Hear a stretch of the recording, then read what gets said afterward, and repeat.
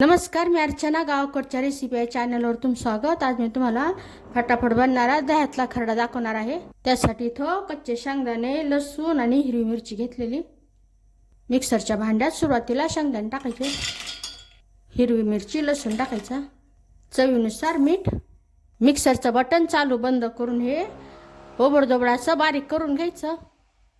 तव्यावर तेल, यावर आता हा बारीक केलेला कच्चा खरडा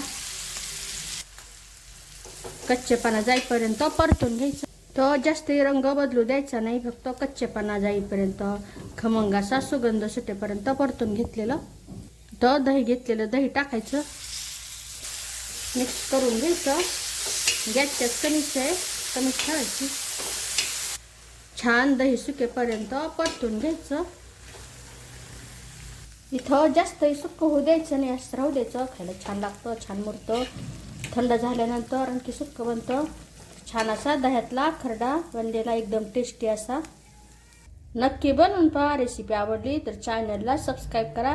चॅनलवरच्या बाकी रेसिपी जी आवडल्या तर त्यांना लाईक करा.